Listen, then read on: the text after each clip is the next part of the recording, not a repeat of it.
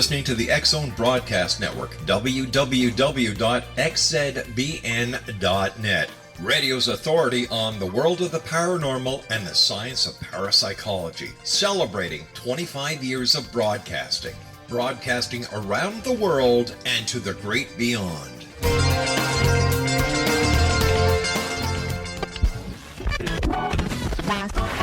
All Hit Radio.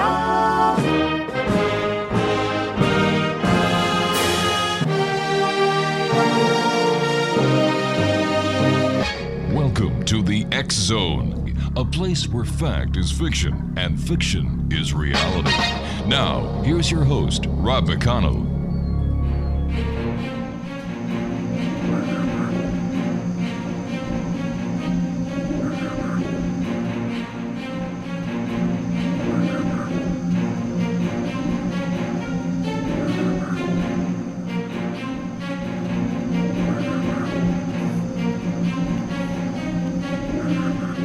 Welcome back, everyone. This is the X-Zone. I am Rob McConnell. We're coming to you from our broadcast center in Hamilton, Ontario, Canada. Worldwide, toll-free 800-610-7035. Email xzone@xzoneradiotv.com.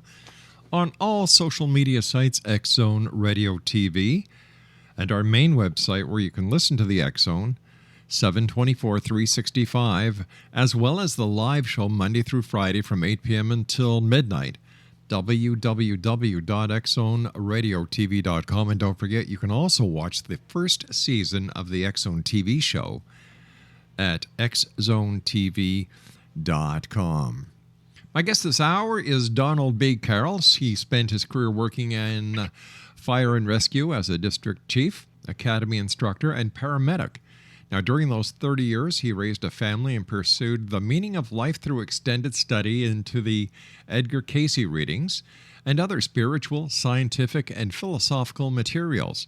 He spent 10 years researching and writing this new book, Sacred Geometry and Spiritual Symbolism, The Blueprint for Creation, which was published by Fourth Dimension Press, an imprint of ARE Press. Today, Donald is a regular speaker and writer of metaphysical topics from Cayce to Kundalini. He is also an international tour leader for Nonprofit Association for Research and Enlightenment, visiting sites of spiritual nature across the world.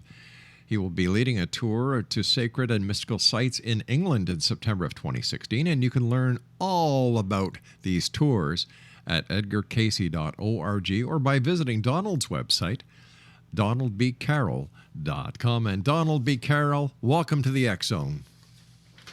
Well, Rob, thank you for inviting me. You're very kind, and please call me Don. All right, Don, tell me, I've got a lot of respect for the fire and rescue people. They do a fantastic job, so thank you for your service, first of all.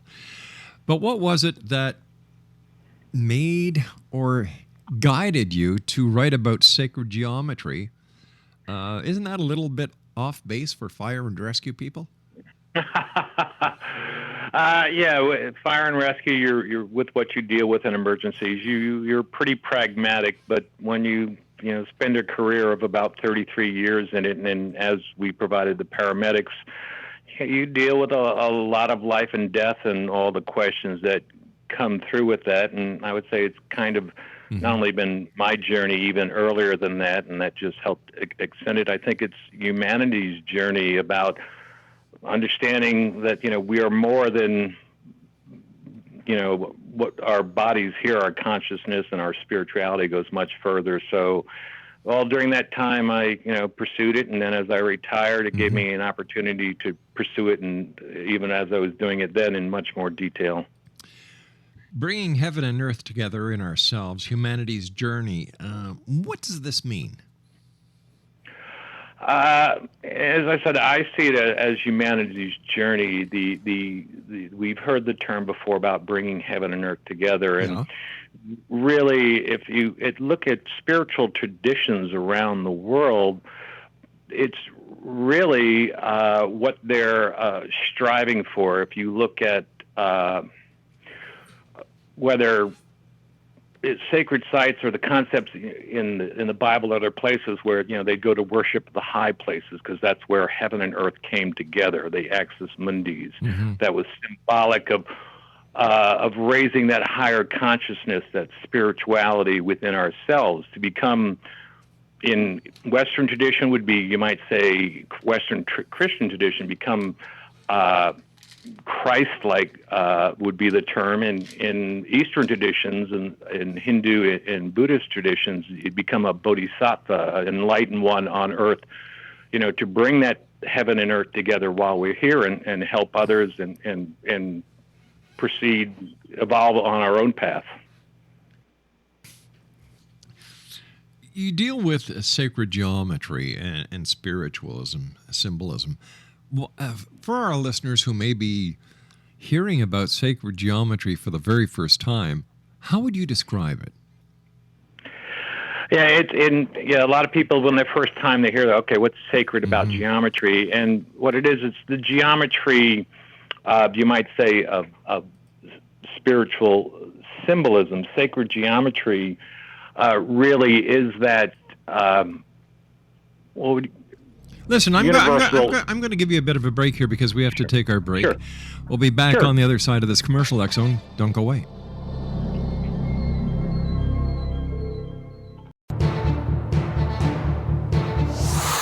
You're listening to the X-Zone Broadcast Network, www.xzbn.net.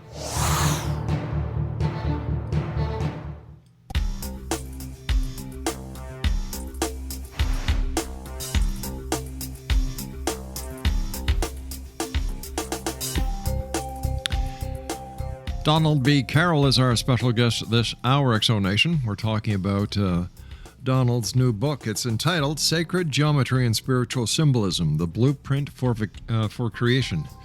www.donaldbcarroll.com is his website. That's DONALDBCARROLL.com. So, Donald, how would we describe sacred geometry? Sacred geometry is just a term for, and you find it in many spiritual symbolisms of many cultures and religions.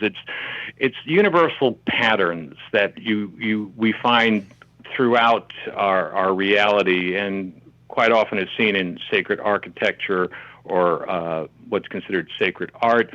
It's the basic belief that there are these universal patterns in mathematics and geometry and harmonics and music and light and cosmology, and they reflect each other. It's kind of like the Hermetic term of as above, so below. They not only reflect each other in the geometries of the universe, but in the geometry and patterns of ourselves. And more than a reflection, it's shows a unity in oneness. I mentioned sacred architecture. Probably one of the most simplest ones to look at along that line of that symbols is you go to the Gothic cathedrals that you find in Europe during that period. They're always made in the form of a cross, for the representation. So, that's just one example. There are many more, but that's the basics of sacred geometry. How does sound and the creation of the universe play into this symbolism?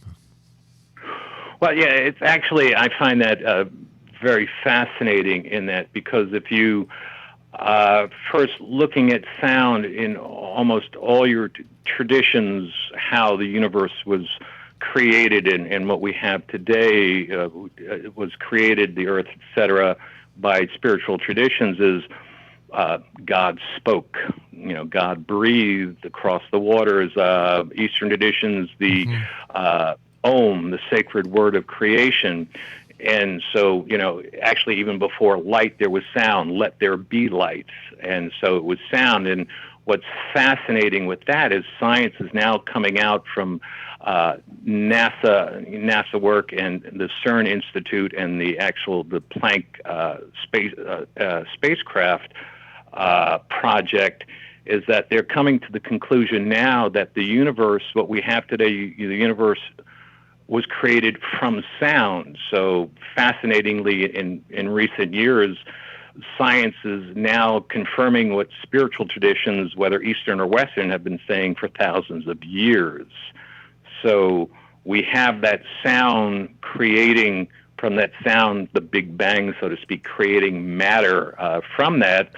Science confirming that, and the spiritual traditions have been saying that.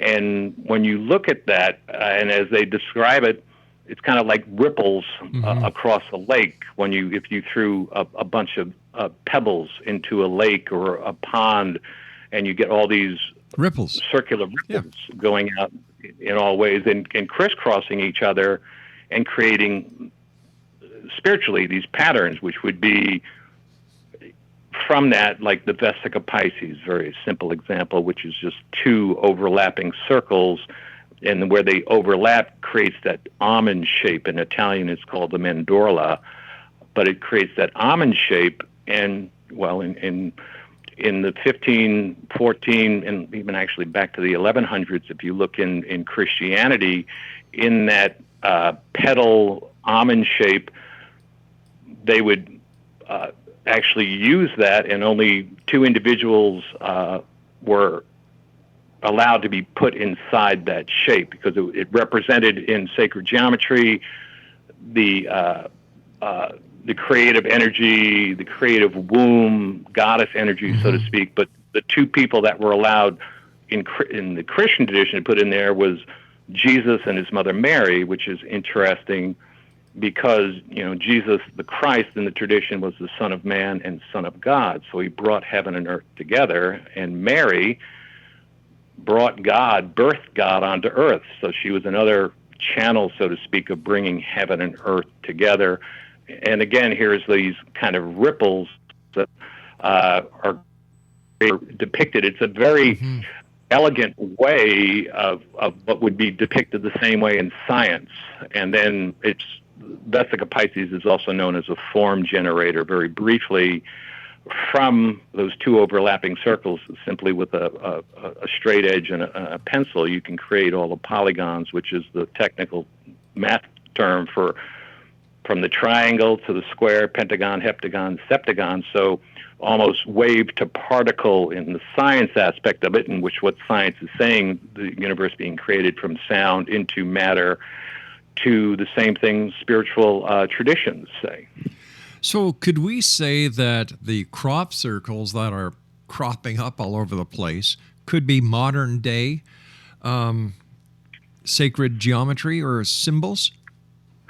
Yeah, I am not that familiar with crop circles, but the ones I've seen of them, if you see most of them, a lot of them replicate what we see in the spiritual and sacred geometry traditions, the flower of life, the Sri Rantra, the six-pointed star, and all of those things that, yes, they are very similar to that. What evidence is there for the idea, for your idea when it comes to sacred geometry and spiritual symbolism, when we look at megalithic structures such as the Great Pyramid, the Maya Chichen Itza site, Stonehenge, or even ancient America's Pueblan culture? How do we explain this? Or what evidence is there that it goes a lot further than ancient civilizations trying to rationalize the world that they live in? Well, and what I've found is it's really fascinating at these sites that you mentioned, and what I've found at those sites is all those sites are known now. Science is kind of catching up now that we have the computer power and what have you, that these sites were the symbolic, and they're all initiation sites, were symbolic representations of joining heaven and earth together. Chichen Itza, as an example, is known that at the equinox you get that created by light, a serpent going down the staircase, a serpent of light connecting to the head, the serpent head in stone at the base, and up to the top. If you go on YouTube or something, you can Google that and do a time lapse. It's incredible. You see that. So it was a representation of physically at an initiation site bringing heaven and earth together and to raise that within yourself. Stonehenge is known specifically as an initiation site, and it known as, all these sites have somewhere or another, astronomy connections, whether lunar, solar, stellar of some sort. They know, Gerald Hawkins wrote a great book and showed that, how the equinoxes and solstices and lunar phases are lined up in Stonehenge. I mentioned the ones at Chichen Itza, how they line the sun up. You have similar things they found with the Great Pyramid, and again, all symbolic sites to connect heaven and earth together, and as initiation sites. And the Hopi, or not the Hopi, the ancestral Pueblans, like in Chaco Canyon, were known. I mean, the archaeologists actually say there, like Pueblo Bonito, one of the great houses, was the Axis Mundi, which means, it's the Latin term of bringing heaven and earth together. That was their Axis Mundi. These were all sites to tie that. Actually, a perfect example is Machu Picchu in Peru. At the top of Machu Picchu, at the temple there, is a altar, kind of bedrock carved stone, which is known as the hitching post of the sun, because at the solstices, it lines up, creates no shadow, and so they called it the hitching, to tie the sun to the earth, to bring heaven and earth together. They were representing this in these sites of temples and altars for this initiation of bringing that higher self, as I said, kind of in the Old Testament, where it writes about going to the high places in order to worship, because that was the closest to bringing heaven and earth together. How do we explain so many different cultures and so many different parts of the world have this fascination with the sun, the solstice? What's the reasoning behind this, and why the significance? Well, yeah, the sun, the moon, and many of them, specific stars, Egypt and stuff. But yeah, with the sun, particularly, and of course, it was so important for the agriculture and food. But so it was very important into life giving, and again, the connecting to the heavens. Interestingly, enough in that aspect, it's actually in many places we wouldn't expect. The birth of Jesus is December 25th, very close to the winter solstice. And the interesting part, John the Baptist, who was by Bible related, his birthday is celebrated June 24th, the other solstice, and which means when the sun stood still. So even in those places, we have those connections. And again, it's as not only the importance of giving life on earth, but the connection to the heavens and to life, and to a much higher life, a spiritual life, a heavenly life. Very interesting topic. Don, you and I have to take our news break at the bottom of the hour. Please stand by. X-Zone Nation, Donald B. Carroll is our very special guest this hour. Interesting. Sacred geometry is the topic of the hour here in the X-Zone. Don is the author of Sacred Geometry and Spiritual Symbolism, the Blueprint for Creation. Two websites, X-Zone Nation. First of all, Don's website, donaldbcarroll.com. That's www.donaldbcarroll.com. And then for our good friends at the ARC, edgarcasey.org. My name is Rob McConnell. This is the X-Zone. And Don and I will be back on the other side of this news break as we continue broadcasting from our broadcast center in Hamilton, Ontario, Canada. Don't forget, you can always listen to the X-Zone 724-365 at xzoneradiotv.com and watch the first season of X-Zone TV, the X-Zone TV show at xzonetv.com. We'll be back. Don't go away.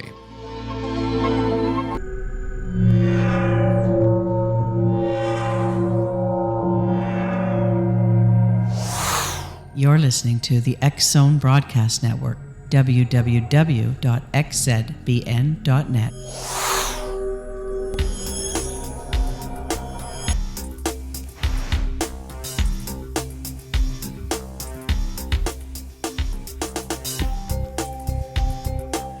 Welcome back, Exo Nation.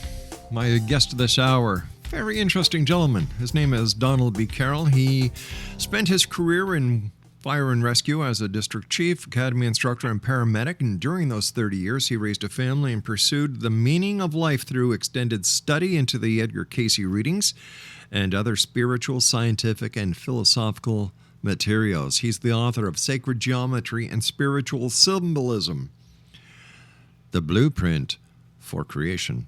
A couple of websites, www.edgarcayce.org and Don's website at donaldbcarroll.com. So would you say then, Donald, that sacred geometry has actually confirmed the existence of Christ? Interesting question, because that's one of those biblical archaeology versus other archaeology debate. Yeah. And of course, Christ is an appellation. An appellation, it's not his name. The Anointed One, and it's the Western tradition of one raising one's higher consciousness into the universal or God consciousness, depending on the Christ consciousness, depending on what term you want to use. In Sure. the Eastern tradition, as I mentioned earlier, they would call them bodhisattvas, who have reached enlightenment on earth and helped others. For that there was a Jesus the Christ, I would say yes, but what sacred geometry does is show that concept of bringing heaven and earth together within ourselves, raising that consciousness into a Christ-like or bodhisattva-type consciousness, is a theme and a goal throughout the globe, whatever spiritual philosophy you have. There's a book called Cosmic Consciousness by a gentleman by the name of Burke, written in the early 1900s, about exactly that, where he lists something like 30 people he feel, Buddha, Christ, and others or Jesus, that reached that point. And it's even in the Bible, it says, it quotes that I've told you everything the Father's told me to his apostles. You can do things greater than I. That we all have that potential to be Christ or bodhisattvas if we allow ourselves. So do you think that based on the research that you've done into sacred geometry and spiritual symbolism, that there are more of these prophets or more of these spiritual leaders like Christ and like Buddha that are still to come before we reach the final plateau, before entering into the new age of spiritualism? I think yes, and I think it's a continuing cycle. I mean, human beings seem very linear thinking people, but if you look at nature and the world, everything shows that it's cyclical. Exactly. And some of your older cultures showed that it's not linear, folks. It's cyclical, that we'll go through these cycles. And as you said, we'll have, as we've had them in the past in different traditions, that that in the future we will have people that reach that point. My philosophy on life is very simple, very basic. Life is simple. We complicate it. And the best example I can give you of this is Mother Nature, in all her wisdom, has been showing us from day one that life is never ending. For example, you have the spring, the birth. You have the summer, the maturity. You have the fall, the older years. You have the winter, the elder years, and the passing. But then it doesn't stop. It goes right back to the spring and starts all over again. Now, what is so hard about understanding that concept? If that relates to nature, we are part of nature. Hello, the writing is on the wall. Yes.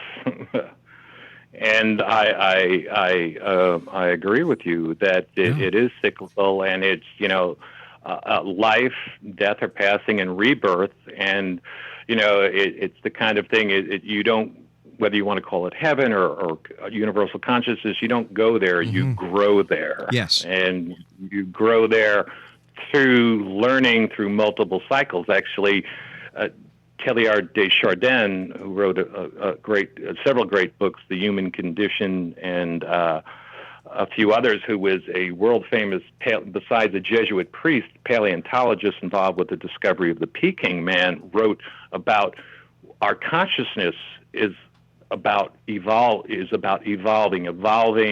maturing into being able to be connected with a God consciousness, to be able to be mature enough to connect to it. He called it the new sphere, which is when consciousness is around the world are able to connect, reaching an omega point of where we're able to touch the Empyrean light or the God consciousness, but it's a matter of conscious evolvement. It's kind of like, I look at it as when people ask, well, how do we do that? It's like becoming that friend of that kind of universal consciousness, or a peer or co-creator, which some people are uncomfortable with. It's like when my children were growing up, when they were 5 or 6 years old, I loved them dearly, but they couldn't be a friend, a peer. They were children, but now they're adults, and I love them as dearly, and they're friends and peers now. And our consciousness, I think, we're here to do that same evolvement, as Chardin spoke about, and others. I remember when my children were 5 and 6, they would listen. Laura and I have 6 children. And now it's our time when the children come and say, Dad, Mom, payback time. But it's true. What you're saying is so true. And let me ask you this. What would happen, in your opinion, if we were to take the past and learn more about the past and the lessons that the ancients tried to get us to understand? What kind of world do you think we would be in today? Well, a more consciously and altruistic and helper of one's brother world. And it's the irony to me, well, that's why the cycles of getting there, the irony to me is that it's really, it seems to me, hidden in plain sight. You look at so many different traditions, again, the high places, heaven and earth. Right. You look at Revelation. Revelation talks about when the New Jerusalem comes down to earth. And so it's talking about when heaven and earth come together, and that's the one tradition. They have it in Islamic tradition, they have it in Judaic tradition, the Buddhist and Hindu traditions, but it's almost so obvious we don't see it, and we get distracted on the daily toils, and we seem to take less and less time to have quiet time to ourselves, whether you want to call it reverie or meditation, to allow ourselves to have that depth. Well, it's pretty hard to have quiet times when we're inundated with data 24 hours a day. Like I was talking to somebody the other day, and then again this evening, where people look down and text instead of looking forward and seeing what's around them. And the analogy that best describes it is a cartoon that someone sent me. It's of Times Square, and there's a UFO hovering over Times Square, and these two little aliens under the UFO trying to get someone's attention to shake their hand, and everyone is just texting. Yeah, well, and I think to a certain extent we choose those distractions, because we can also choose to turn off the phone, turn off the TV, or have that quiet time. I mean, myself, I over time, probably the last 12, 13 years, I've learned what they call, now the term is mindfulness, but to be a daily meditator, to specifically take that 30 minutes to go into, that. And actually, if you look at all the spiritual traditions, they contemplative prayer, meditation, mindfulness, whatever term you want to use, all tell you to do that. But we find the distractions because I think part of it is that's when we really start to look at ourselves. And people seem to have a tendency, myself included, to avoid that. We have learned through history that there is an effect with the power of prayer. And it seems in today's society that less and less people are actually interested in coming together, whether it is in a church, whether it is in a field, whether it is anywhere. And if you want to call it meditation, let's call it meditation. If you want to call it prayer, let's call it prayer, whatever your preference is.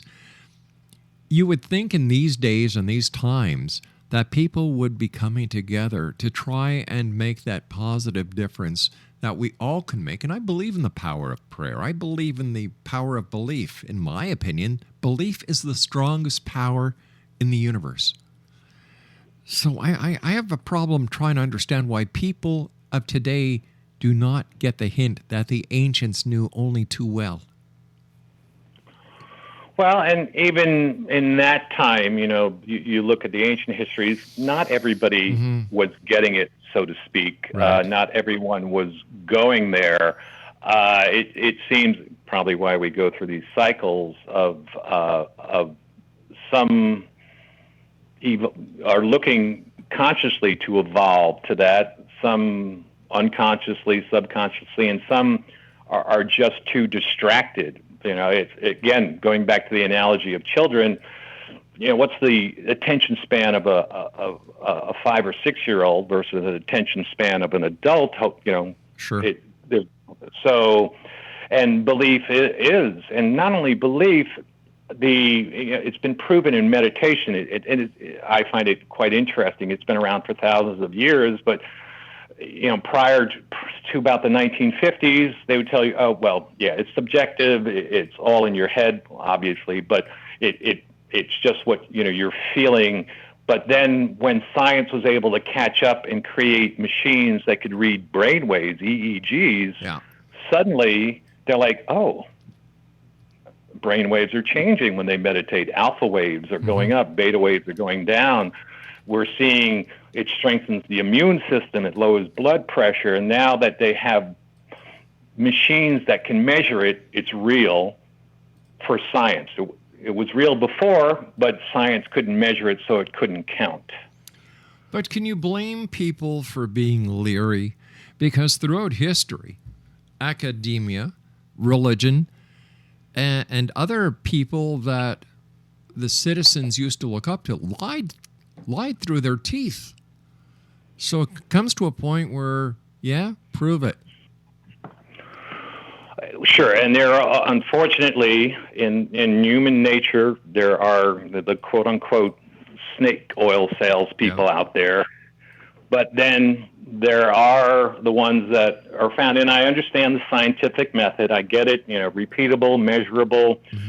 But just because science hasn't created the gauges to measure it doesn't make it not real. Meditation is a perfect example. They're finally able to measure it and see the difference. They're actually showing now long-term meditators, parts of their brain grow, and they're the higher consciousness, the higher thought processes parts. They're just now able to, through, PET scans and things, other aspects, able to actually, show that. But again, at the same time, you always are going to have people out there that are going to take advantage of very well-meaning, heartful people looking to raise it. And I think the other thing is that you deal with people that are on a spiritual path and are doing the right thing. But I think as it seems so often, and again, history shows it too. Buddha being tempted by Maya illusion. Jesus being tempted, his temptation 40 days in the desert type of thing, and they pass that. But when you start raising your consciousness up to that, people are drawn to you and start, want to worship you, and it's like, whoa. But it can be very tempting. We're still human, and that's usually when we start thinking, well, gee, this feels pretty good. They must be right. And we have our falls, so to speak. Yeah. So you have that. And then, unfortunately, some of those salesmen I spoke of that look to take advantage of. But, whether in corporations or today's business or spirituality, you know them by their fruits. In today's society, as you just said, there are a lot of snake oil salesmen out there. But they found a new method instead of knocking door to door. It's called WWW. And there are so many charlatans out there, with the exception of the very few. And the people at the ARE, in my books, are the most credible, some of the most credible people that I've ever had the pleasure of talking to. They want to make a positive difference. They're not out just to make a name for themselves. And you know what? Hats off to you, because I know you're part of the ARE, and hats off to the rest of the members of the ARE, because you people,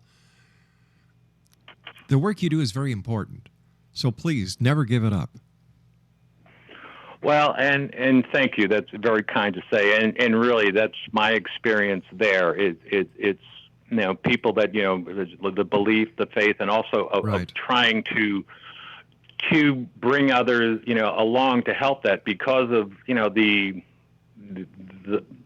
journey, it's whether it's really, you look at so many writers, they've written about the hero's journey or the Grail kind of quest thing, that it's always, there's perilous. And speaking of the Grail, it's like in the King Arthur's court, there was that one siege. If you were going to go on the one seat, if you were going to go on the quest, the seat was called Siege Perilous, to tell you that this is a journey that is not an easy one. All right, Don, please stand by. Great talking to you. And once again, to not only you, Don, but every other firefighter, paramedic, first responder, police officer, thank you for the important and valuable service that each one of you provide each and every day of the year. We'll be back on the other side of this break, X Zone Nation. Don't go away.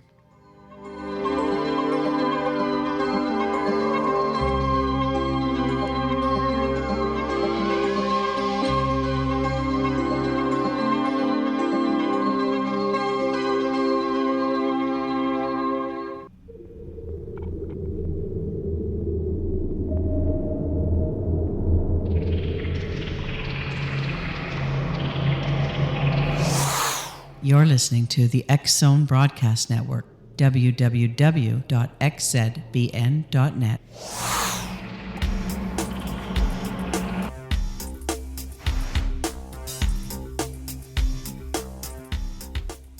And welcome back, everyone. Donald B. Carroll is my special guest. He's the author of Sacred Geometry and Spiritual Symbolism, The Blueprint for Creation. Here's a couple of websites, Exonation, www.edgarcasey.org, and Don's website at www.donaldbcarroll.com. Before you go, Don, I understand that you're going to be going on a trip with people going to England in September of this year. Tell us about that. Yeah, it's about a 10-day trip. It's on the Edgar Cayce website. England is incredible. I've been fortunate enough to be able to be there before, and the sites there are amazing. We're going to, very fortunate this time, we're going to Stonehenge, which we spoke about, an incredible site, and we're actually gotten the special permits to go inside of Stonehenge, inside the stone circles themselves, and have some time in there, and actually, going to do a meditation in there, which will be very nice. And then we'll be going over to the Avebury, huge stone circle. There's actually a small town inside the middle of that. And again, these megalithic sites are just so, and they're actually finding more and more. If you look at Stonehenge Uncovered, they've been doing a lot of research there. It's still buried, but they found what they call a super Stonehenge, 5 times the size of Stonehenge, through ground penetrating radar. So they're still discovering so much there. And then we're going to spend 3 days in Glastonbury, which is personally, Glastonbury is incredible. You have the Glastonbury tour up there that is this fascinating site. You know, there's much talk of the ley lines, the telluric lines that all connect there, and then there's the chalice well from the tradition of Joseph of Arimathea, bringing over not only the chalice